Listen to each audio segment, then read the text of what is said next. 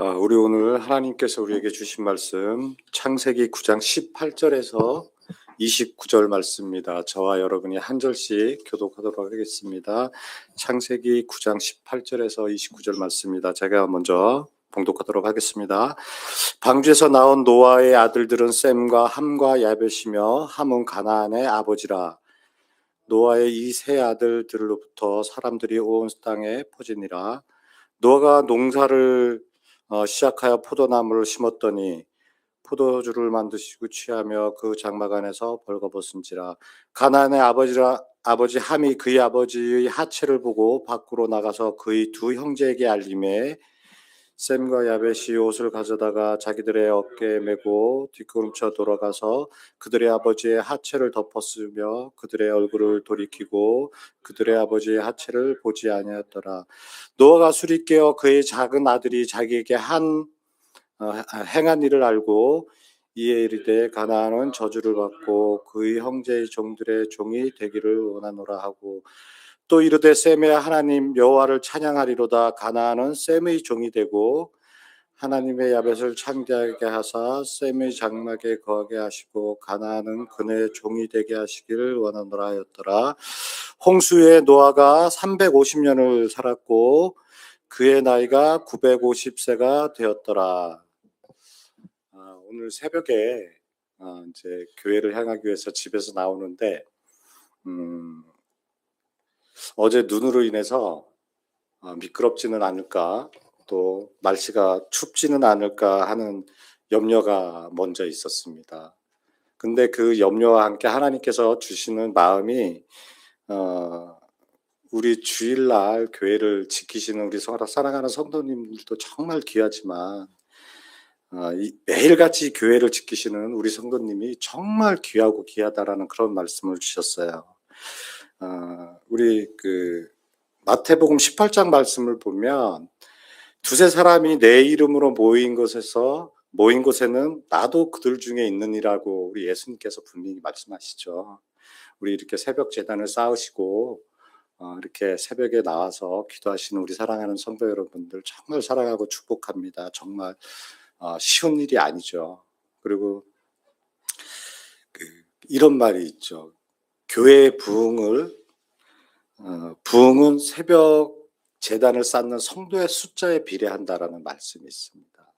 새벽 제단을 쌓는 성도의 숫자가 그 교회의 부흥을 말한다는 겁니다. 우리가 항상 매일같이 부흥 이렇게 기도하고 또 말씀으로 이렇게 준비를 하고 있습니다. 그런데 이 새벽 예배를 이 예배당에서 멀리서 오셔가지고 예배당에서 드리신다는 게 얼마나 귀한지 정말 하나님께서 제가 오는 길에 이 말씀을 주셨습니다. 은혜를 주셨어요.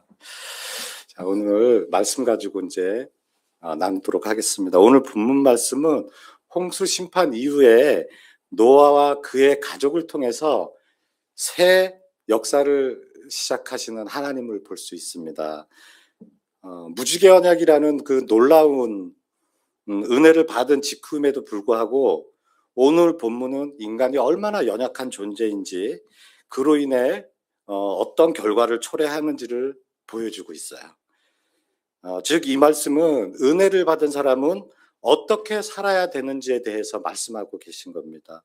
노아에 대해서는 히브리서 11장에 믿음의 사람이라고 말씀을 하고 계시는데 제가 히브리서 11장 7절 제가 읽어드리도록 하겠습니다. 믿음으로 노아는 아직 보이지 않는 일에 경고하심을 받아 경외함으로 방주를 준비하여 그 집을 구원하였으니 보이지 않는 하나님의 말씀에 순종하여 행하였다고 합니다. 그 정도로 믿음의 사람이죠. 우리가 보지 않고 우리가 정말 하나님을 볼 수 있는 존재가 아니지 않습니까? 우리가 그 하나님의 말씀을 믿고 순종하며 따라가는 것이 노아와 같은 믿음의 사람인 것입니다. 우리도 마찬가지입니다. 그런데 오늘 말씀을 보면 그 믿음의 사람이 술에 취해서 장막에 벌거벗은 모습으로 등장을 합니다. 이것은 노아의 타락을 정죄하기 위함이 아니고 아무리 믿음의 사람이라도 방심하면 넘어질 수 있다라는 것을 보여주고 있는 겁니다. 베드로도 그랬죠. 베드로도 믿음의 고백을 하고 3번이나 부인하는 그런 일이 있었고, 또 다윗도 죄로 인해서 넘어질 때도 있었습니다. 신앙의 경력이 길다고 해서, 우리가 교회를 오래 다녔다고 해서, 또 모태신앙인이라고 해서 절대 안전한 건 아닙니다. 은혜 위에는 반드시 깨어 있어야 한다고 우리 예수님께서는 말씀하십니다. 고린도전서 10장 12절 말씀에 선 줄로 생각하는 자는 넘어질까 조심하라는 말씀이 있어요. 이게 무슨 말씀이냐면, 내가 신앙이 굳게 섰다고, 그리고 내가 남들보다 더 높이 앞서 있고 섰다고 해서 그게 우리 세상에서의 안전한 길은 아닙니다. 그리고 내 자신의 또 안전한 길은 아닙니다. 오히려 방심할 때 사단은 넘어뜨리고 쓰러지게 하는 것이죠. 나는 괜찮다, 나는 절대 넘어지지 않는다 라는 그 순간이 가장 위험한 순간이고, 사단은 약할 때보다 방심할 때 공격을 합니다. 우리 복싱을 보면 두 선수가 막 권투 경기를 합니다. 일방적으로 막 맞고 있어요. 맞고 있을 때 방심합니까? 안 맞으려고 더 움츠리고 가리고 이러죠. 근데 조금 상대가 내가 이 게임은 이긴 게임이야 이렇게 생각했을 때 어떻습니까? 한 방에 넘어지는 겁니다. 사단도 똑같습니다. 우리에게 하는 것이, 정말 우리가 믿음에 섰다고 또 여유 있고 평온할 때 사단은 우리를 건드는 것이죠. 그래서 우리는 평안 속에서 그 태도를 더욱 깨어 지켜야 한다는 것입니다. 오늘 노아에게는 함과 셈과 야벳이라는 세 아들이 등장을 합니다. 예, 세 아들이 있는데 그의 행동들을 성경에서는 이렇게 말씀하고 있습니다. 우리 22절과 23절 함께 읽도록 하겠습니다. 22절. 자, 함께 읽겠습니다. 가나안의 아버지 함이 그의 아버지의 하체를 보고 밖으로 나가서 그의 두 형제에게 알림해 셈과 야벳이 옷을 가져다가 자기들의 어깨에 메고 뒷걸음쳐 들어가서 그들의 아버지의 하체를 덮었으며 그들의 얼굴을 돌이키고 그들의 아버지의 하체를 보지 아니하였더라. 이 세 아들의 이 작은 행동이 미래의 복과 저주로 이어짐을 우리는 오늘 성경 말씀을 통해서 알 수 있습니다. 자, 함의 태도는 어땠나요? 함은 아버지의 수치를 보고 그것을 가리고 덮기보다 드러내고 또 나가서 형제들에게까지 알리기까지 합니다. 함의 죄는 단순히 봤다, 아버지의 하체를 봤다, 목격했다라는 그것이 아니죠. 우리가 아버지의 벗은 상태를 알 수 없으니 가서 볼 수는 있죠.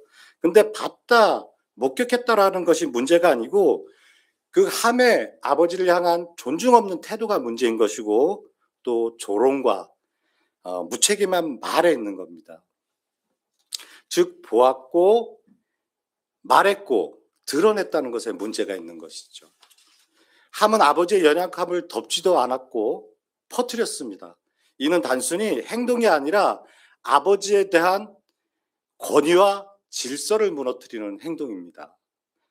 오늘 이 말씀을 보면서 어떤 생각이 드시나요? 저에게는 이런 생각을, 하나님께서 이런 마음을 주시더라고요. 교회를 무너뜨리고 사단이 정말 좋아하는 것은 개인의 죄로 그 사람을 넘어뜨리는 것보다 연약함을 헐뜯고 드러내고 그것을 사단이 더 좋아한다는 마음을 주시더라고요.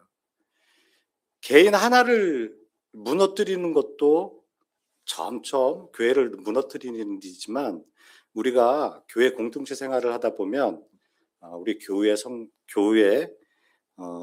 허물도 볼 수가 있고요, 연약함도 보일 때가 있습니다.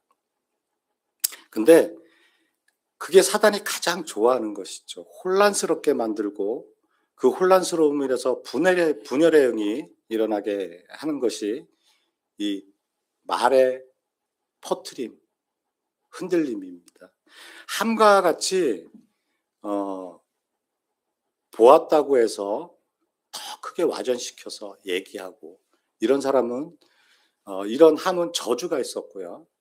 셈과 야벳은 그 두 아들은 보았지만 보지 않으려고 노력하였고, 그랬던 두 자녀에게는 하나님의 귀한 축복이 있었다는 것입니다. 사랑하는 성도 여러분, 우리는 정말 부족한 자입니다. 언제든지 넘어질 수 있는 자죠. 성도의 허물이든 목회자의 허물이든 보일 때가 있습니다. 교회 내에서는.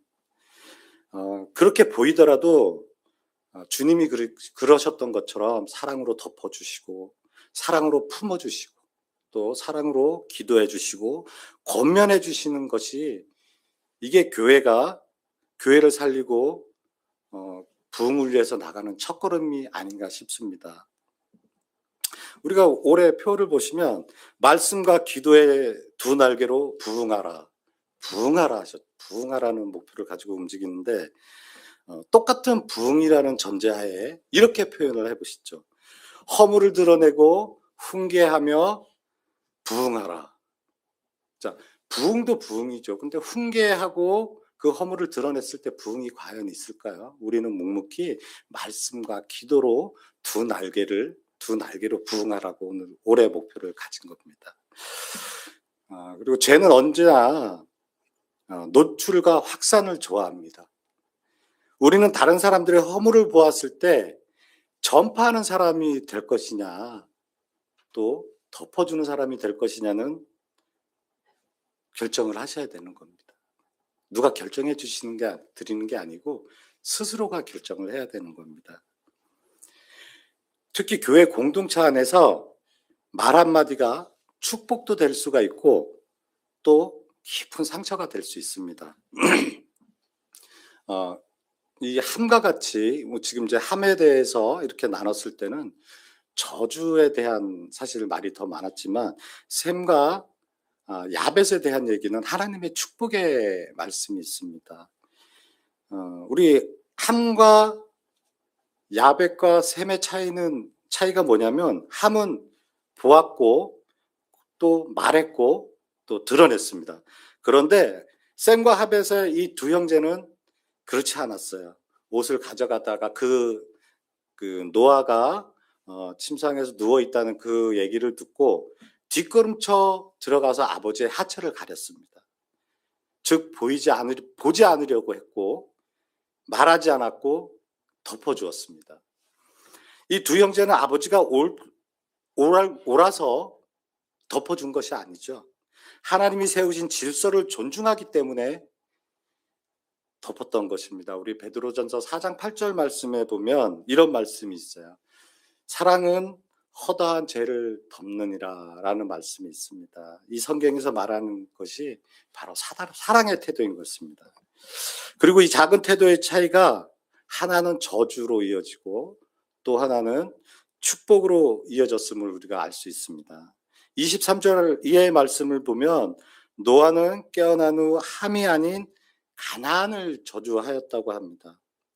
함 개인이 아닌 가나안의 아버지인 가나안을 저주했다는 것은 굉장히 무서운 일입니다. 그리고 형제의 종이 되라고 한 것이 아니고 형제의 종의 종이 되라고 저주한 것은 영원토록 그 형제의 종으로 살라고 하는 말씀이신 거죠. 이렇게 허물을 덮어주는 자는 하나님의 큰 축복이 있지만, 허물을 드러내고 또 전파하고 이런 자에게는 하나님의 저주가 함께 임한다는 겁니다. 허물을 드러낸 자에게는 하나님이 나와 내 자손에게 징계를 주지만, 덮어주고 품어주고 안아주는 자에게는 셈과 야벳과 같이 하나님께서 주시는 큰 축복이 있는 겁니다. 그리고 우리는 정말 연약하기만 한 것이 아니고 연약한 데다가 또 완악하기까지 합니다. 우리 사람은. 그렇다 보니까 남의 허물과 잘못을 덮어주고 사랑으로 품어주는 것이 정말 쉬운 일이 아닙니다. 예수님이 우리의 죄의 허물을 덮어주셨듯이 우리 예수님의 사랑을 본받아 우리도 사랑으로 덮어주고 안아주고 품어주시는 우리 사랑하는 성도 여러분 되시기를 기도합니다. 네. 제가 선한 목자 섬길 때 일입니다. 선한 목자 교회 섬길 때 일인데 제가 너무나 잘 아는 권사님이 한 분 계셨어요. 지금은 이제 하나님의 부르심을 받아서 천국에 가셨는데 그 당시 그분은 교회에서 정말 열심으로 사역을 하던 귀한 사람이었어요. 그 당시에 국내 선교국 국장으로 섬기면서 미자립 교회라든가 또 약하고 어려운 이런 교우들을 섬기는 그런 일에 이제 중심을 서 있는 것이 국내 선교국인데 뭐 어려운 이유가 교회를 섬기다 보니까 돈도 관리를 하셨겠죠. 그런데 거기서 이제 문제가 생기고 말았습니다. 그분은 어떤 일을 이제 굉장히 돈이 급하게 필요했나 봐요. 그래서 국내 선교국 위원장님께 말씀을 드리고 우리가 이제 이 미자립 교회에 나가야 될 비용이 언제까지니까 본인이 먼저 좀 급한 일이 있어서 먼저 쓰고 그거를 채워 넣겠다라고 이제 말씀을 드리고 돈을 사용을 했던 것 같습니다. 우리가 이렇게 아무것도 아니라고 생각하는 것이 정말 아무것도 아닌 일이 되어버리는 일이 생겼어요. 우리가 교회 일을 열심히 하다 보면 분명히 그래서는 정말 안 되는 일이지만 시기하는 사람은 분명히 생깁니다. 마태복음 15장 10절 말씀에 이는 그들이 시기로 예수님을 넘겨줬다라고 말씀하셨어요. 그 넘겨준 사람이 믿음이 없었나요? 예수님의 제자였고 또 그거 받았던 사람이 대제사장이었었고 근데 그 사람들에게 없었던 거는 사랑이 없었던 거죠. 하나님을 일을 하면 할수록 또 교회에서 또 드러내서 일을 하면 할수록 시기와 오해와 비난은 우리에게 따라올 수밖에 없습니다. 그거는 어찌 보면 너무나 당연한 것입니다. 교회 돈을 사용한 것은 분명 잘못된 것이죠. 하나님의 돈을 사용한다는 것은 정말 잘못된 일이라고 저도 생각을 합니다.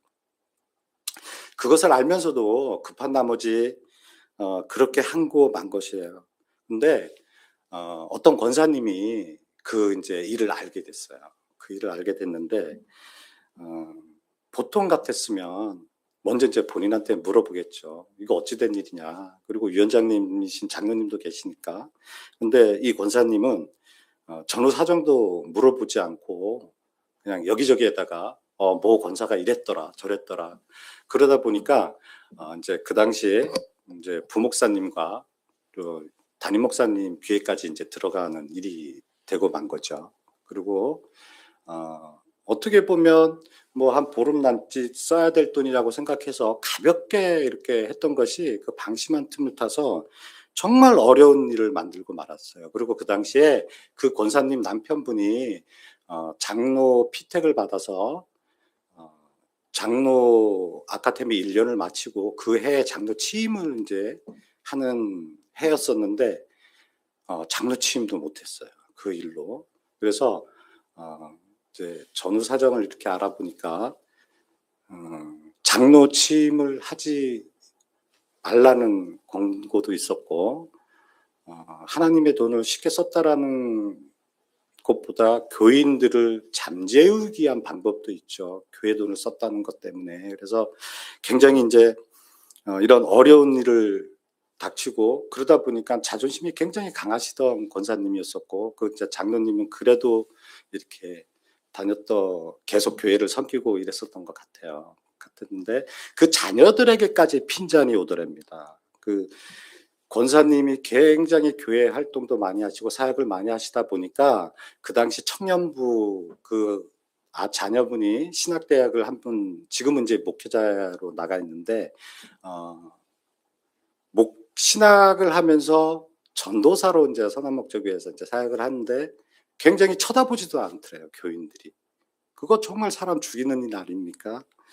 그렇게 해서 이 권사님이 1년 넘게 교회를 가지를 못하고 집에서 온라인으로만 예배를 드리는 일이 생겼어요.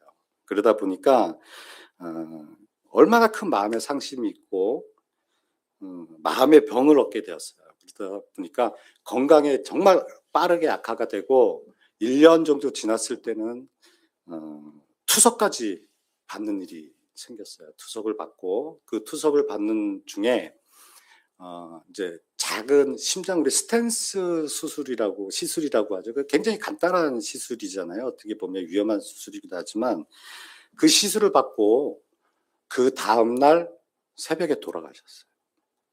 이게 정말 세상에서는 아무것도 아니라고 생각했던 것이 정말 마음의 상처를 입고, 우리가 내용을 안다고 하더라도 그 전함에 있어서 정말 한 사람을 죽일 수도 있고,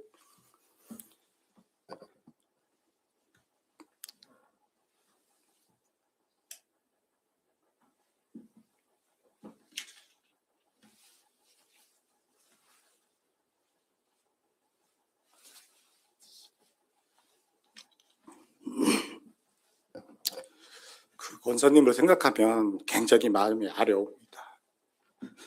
그리고 그 권사님의 마지막 핸드폰에는 이렇게 적혀 있었어요.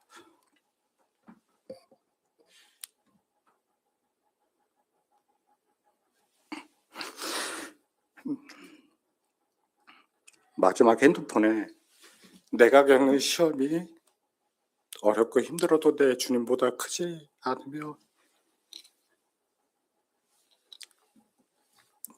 내 앞에 바다가 갈라지지 않으면 주가 나로 바다에 걷게 하리, 이런 이제 문구가 있었습니다.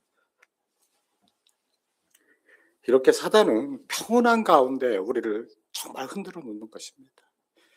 내가 전하는 말 한마디가 사람을 죽일 수도 있고 살릴 수도 있다는 겁니다.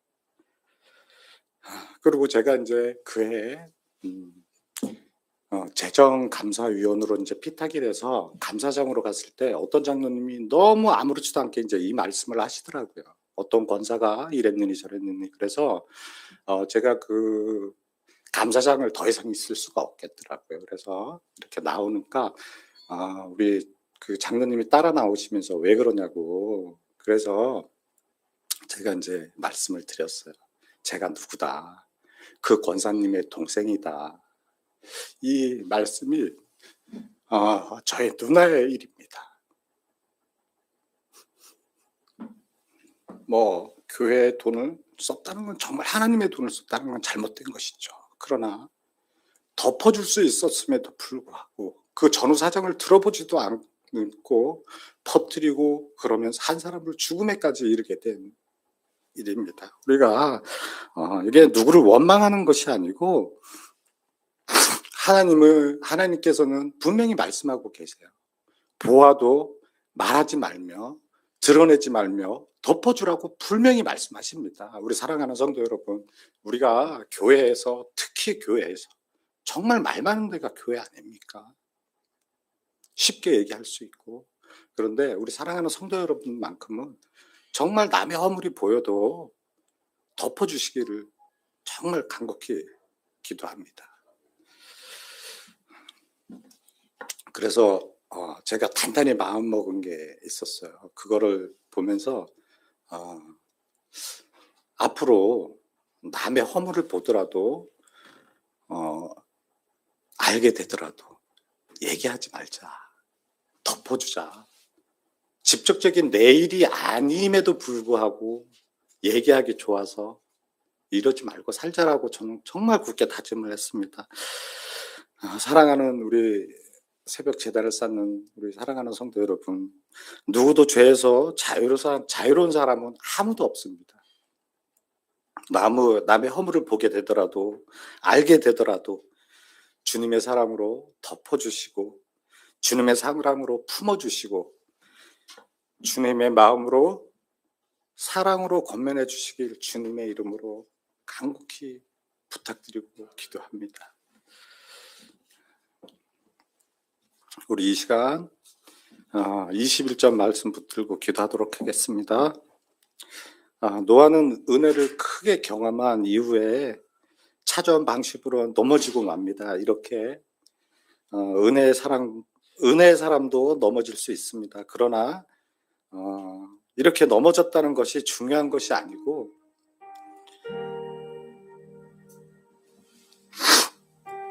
하나님 앞에 다시 서는 삶이 중요한 것입니다. 지금의 나는 어떻습니까? 은혜 가운데 서 있습니까? 오늘 이 시간 21절 말씀 붙들고 기도할 때 방심하며 넘어질 수 있다는 연약한 존재임을 먼저 고백하시고 지금 넘어져 있는 상하임이라면 새 힘 주시기를 간곡히 주여 한번 부르고 기도하며 나아가겠습니다. 주여, 사랑과 은혜가 풍성하신 하나님 아버지, 우리의 믿음으로 섰다고 고백하지 여전히 연약하여 넘어질 때가 많은 존재인 주님, 이 시간 고백합니다. 주님 믿음이 있다고 하여 시험이 없는 것이 아니고 기도하고 한다고 하여 흔들리지 않는 것이 아님을 너무나 잘 알고 있습니다. 베드로가 주님을 사랑한다고 고백하였으나 넘어졌고 다윗이 하나님께 합한 자였지만 죄에 빠진 것처럼 우리 또한 순간의 방심과 교만으로 넘어질 수 있음을 인정합니다. 주님, 넘어졌을 때 절망 속에 머무르지 않는 자가 되게 하여 주옵소서. 또 죄책감으로 주님을 피하는 일이 없도록 하여 주옵소서. 오히려 회개의 자리로, 은혜의 자리로 나아가게 하여 주옵소서. 다시 붙들어 주시는 주님의 손을 의지하게 하옵소서. 우리의 무딘 우리 자신에게 있지 않고 끝까지 붙드시는 주님의 신실하심을 믿게 하옵소서. 성령님의 도우심 없이는 한 걸음도 갈 수 없습니다. 넘어진 자를 정죄하지 않으시고 다시 세우시는 우리 예수 그리스도 주님을 믿습니다. 아버지 하나님, 남의 정죄하기보다 아버지 하나님, 내가 먼저 회개하는 자가 되게 하여 주시고 아버지께 서는 자가 되게 하여 주옵소서. 세상에 서는 자가 되지 않게 하여 주시고 아버지 하나님, 보아도 말하지 않으며 사랑으로 덮어주는 자가 되게 하여 주옵소서.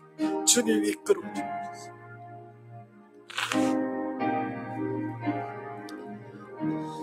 우리 다시 한번 22절 말씀 놓고 기도하도록 하겠습니다. 가나안의 아버지 함이 그의 아버지 하체를 보고 밖으로 나가서 그의 두 형제에게 알림해 함은 우연히 본